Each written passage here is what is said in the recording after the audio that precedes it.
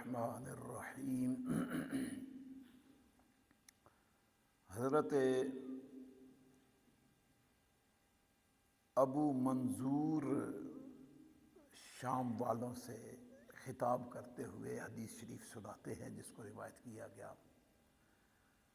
آپ فرماتے ہیں کہ وہ عامر الرام سے روایت کرتے ہیں اخی الحدر قال ابو احمد، وہ فرماتے ہیں کہ ابو احمد نے فرمایا قبیلۃ من محارب، محارب قبیلہ سے تھے۔ قال فرماتے انا لبلادنا، بے شک ہمارے علاقے میں اذ رفعت لی رایات، فرمایا کہ میرے لیے جھنڈے اٹھائے گئے۔ فقلت من ھذا، میں نے کہا یہ کون لوگ ہیں؟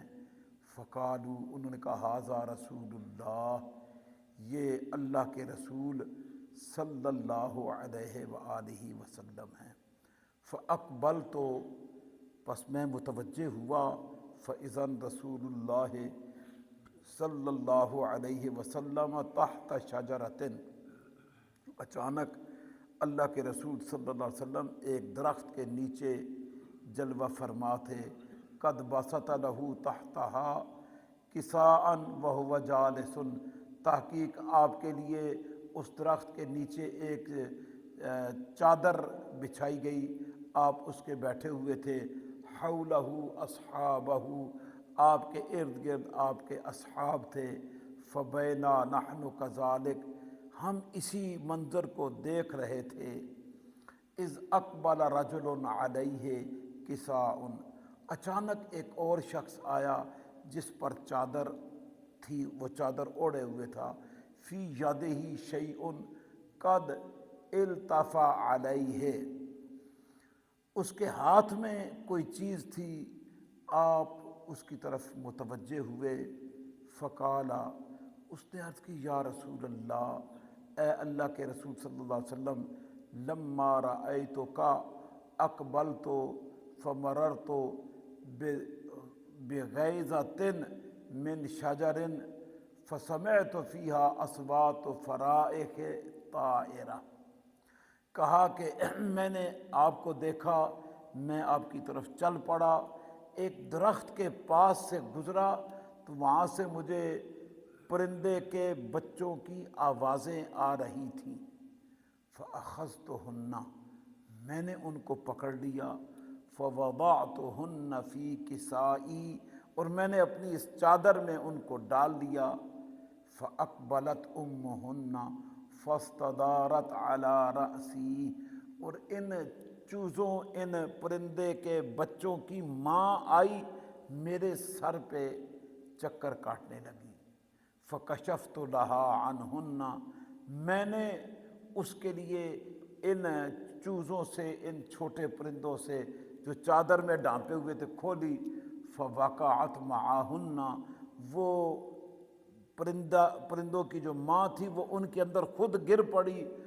فلففتہن جمیعا، اور ایک ایک سے چمٹنے لگی، ایک ایک کے ساتھ جن سے جدا ہو گئی تھی چمٹنے، ان سے ملنے لگی اور ان کے ساتھ چپکنے لگی۔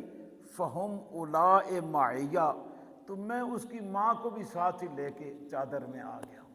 یعنی حضور کو پورا قصہ سنایا کہ میں نے پرندے کے بچے پکڑے، ماں آ گئی میرے سر پہ چکر کاٹنے لگی، میں نے چادر کھولی تو بجائے اس کے کہ وہ بچوں کو لے کے اڑتی، وہ بھی انہی کے اندر شامل ہو گئی اور ایک ایک کے ساتھ چپکنے لگی۔ قال، آپ نے فرمایا دعہن عنک، ان کو رکھ دو۔ فوضعتہن بکسائی، میں نے حضور کے سامنے اپنی چادر کو رکھا۔ فابت الا لزومہن، اور فرماتے ہیں کہ ابھی بھی وہ ان کے ساتھ چمٹی ہوئی تھی، ماں اپنے بچوں کے ساتھ اس چادر کے اندر بھی چمٹی ہوئی تھی۔ فقال رسول اللہ، اللہ کے رسول صلی اللہ علیہ وسلم فرمایا اتعجبون، کیا تم حیران ہو رہے ہو؟ لرحمت ام الافراخ بفراخہا، ان پرندوں کی ماں کے رحم کرنے کی وجہ سے تمہیں حیرانگی ہو رہی ہے؟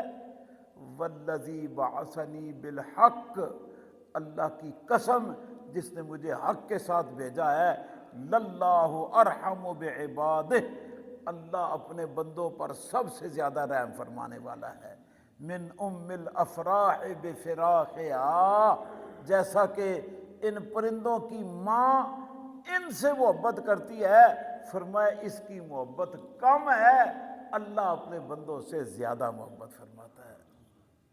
اذهب بہن اذهب بہن حتی تضعهن من حیث اخذتهن، حضور نے فرمایا جاؤ واپس چلے جاؤ، جہاں سے ان کو اٹھایا ہے نا وہیں اسی گھونسلے میں واپس رکھ کے آ جاؤ، ان پرندوں کو نہیں پکڑنا، جاؤ ان کو جا کے واپس چھوڑ کے آ جاؤ۔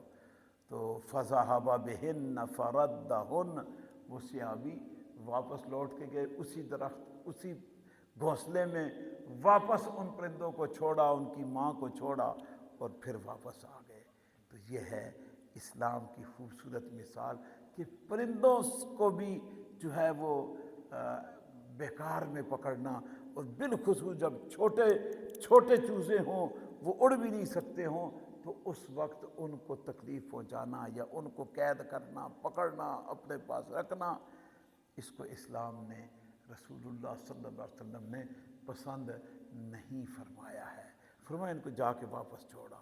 تو اس حدیث سے ہمیں دو چیزیں ہمارے علم میں آئیں، ایک تو ماں کا بے قرار ہونا، ماں کا اپنے بچوں کی جدائی میں بے قرار ہونا، اور جب وہ بچے ملے تو ان سے چمٹ جانا، ان سے اپنی محبت کا اظہار کرنا، یہ، اور دوسرا حضور کا فرمانا کہ یہ جو ماں اپنے بچوں سے چمٹی ہوئی نظر آ رہی ہے نا، اس کی بھی رحمت ہے، یہ رب کی طرف سے رحم ہے اس پہ کہ یہ اپنے بچوں پہ لیکن اللہ اپنے بندوں پہ سب سے زیادہ مہربان ہے، رب کے مہربان ہونے میں تو کوئی کمی ہے ہی نہیں۔ میں نے آپ کو کئی دفعہ حدیث شریف سنائی ہے نا کہ 100 رحمتیں رب نے پیدا، ایک زمین پہ آئی ہے، 99 رب کے پاس ہے۔ تو اس سے آپ اندازہ فرمائیں رب کی ایک رحمت کا یہ حال ہے جو زمین پہ رحمت ہے، تو جہاں 99 رب کے اپنے پاس رحمتیں ہیں ان کا کیا عالم ہو۔ ایک کی بات، دوسری بات یہ ہے کہ چھوٹے بچے، پرندے، جانور، ان کو بھی تکلیف پہنچانا یہ تکلیف ہے، حضور نے ان کی تکلیف کو بھی گوارا نہیں فرمایا، حکم دیا کہ ان کو جا کے واپس چھوڑا۔ تو یہ تعلیم ہے۔ وہاں انگلینڈ کے اندر ہمارے جہاں ہمارے صاحب ہوتے ہیں اس ٹاؤن میں ایک دفعہ ایک صاحب نے کونسل میں جا کے شکایت کی کہ میرے گھر کے باہر پرندوں نے گھونسلہ بنایا ہے اور اس کے بچے ہو گئے ہیں اور وہ چیختے چلاتے ہیں، میری نیند ڈسٹرب ہوتی ہے صبح، تو اس گھونسلے کو یہاں سے ہٹایا جائے۔ وہاں گھر میں اندر یا باہر کوئی بھی کام کرنا ہو تو پہلے کونسل سے اجازت لینی پڑتی ہے۔ تو کونسل نے کہا کہ یہ گھونسلہ کوئی ایک دن میں تو بنا نہیں، یہ تو کافی ٹائم کا بنا ہوا ہوگا۔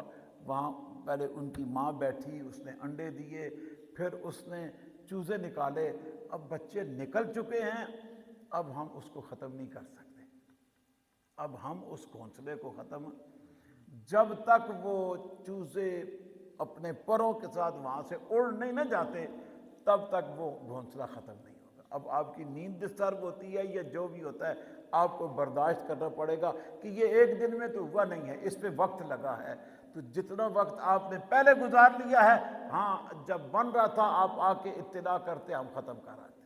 تو جب بن چکا، وہاں انڈے ہو چکے، اب وہاں ان انڈوں سے چوزے نکل چکے، تو اب آپ کو مزید اتنا برداشت کرنا ہوگا کہ وہ چوزے جو نکل آئے ہیں، جو شور کر رہے ہیں، ان کے پر لگے، وہ اپنی مرضی سے اڑ کے یہاں سے چلے جائیں، پھر گھونسلہ ختم ہے۔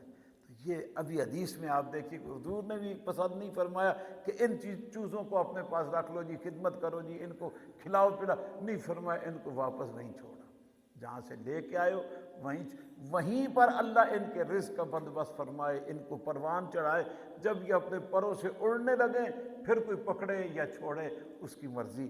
تو انگلینڈ کے کونسل خانے نے بھی یہ کہا کہ جناب ان چھوٹے بچوں کو ہم اب بے گھر نہیں کر سکتے ہیں۔ تو یہ ہے خوبصورت اسلامی تعلیم جو ہمیں رب تعالیٰ نے دی ہوئی ہے کہ ہم بھی جانوروں تک کا خیال کریں، ہمیں یہ تعلیم ہے۔ تو جو لوگ بلا وجہ نشانے بازی کرتے ہیں، پرندوں پہ جانوروں پہ حرام ہے۔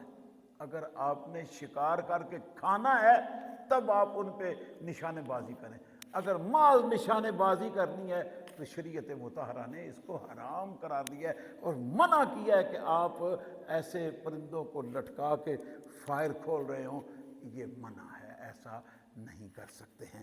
اللہ پاک ہمیں نبی کریم صلی اللہ علیہ وآلہ وسلم کی تعلیمات پر عمل کی توفیق عطا فرمائے۔